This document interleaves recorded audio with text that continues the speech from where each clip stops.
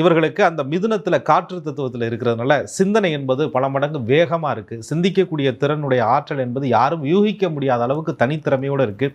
இவர்களுடைய சிந்தனையை இன்னொருத்தர் பக்கத்தில் இருந்து கூடவே இருந்து பார்த்தா கூட இவங்க என்ன திங்க் பண்ணுறாங்க, எப்படி பேச போகிறாங்க, அடுத்து என்ன நிகழ்த்த போகிறாங்க, இவங்களுடைய அடுத்த கட்ட நகர்வு என்ன, யாராலையும் கண்டுபிடிக்க முடியாது.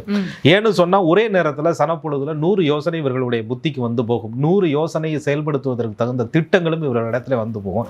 இப்படிப்பட்ட ஒரு சூட்சமமான உன்னத ரகசியத்தை ராகுவான் இவர்களுக்கு இயற்கையிலே கொடுக்கிறார்.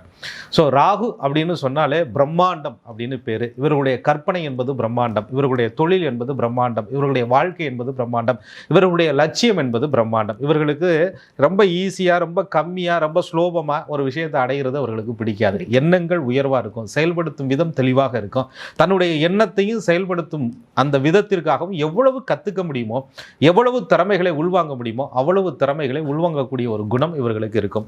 இயற்கையிலேயே மிதுன ராசி புதன் பகவானை அம்சமாக பெற்றதுனால நல்ல பேச்சு, கவிதை நயம், அவங்களுடைய பேச்சில் எப்பேற்பட்ட காரியத்தையும் சாதிக்கக்கூடிய யுத்தி, தன்னுடைய பேச்சினால ஏற்படக்கூடிய எல்லா விஷயங்களும் இன்னைக்கு பேச்சை வச்சு சம்பாதிக்கக்கூடிய, பேச்சை வச்சு ஒருத்தரை மயக்கக்கூடிய அந்த எல்லா நுட்பங்களும், மார்க்கெட்டிங் ஸ்கில்னு சொல்லுவாங்கல்ல, அதெல்லாம் இயல்பாகவே மிதுன ராசிக்காரர்களுக்கு உள்ளேயே இருக்கக்கூடிய ஒரு விஷயம்.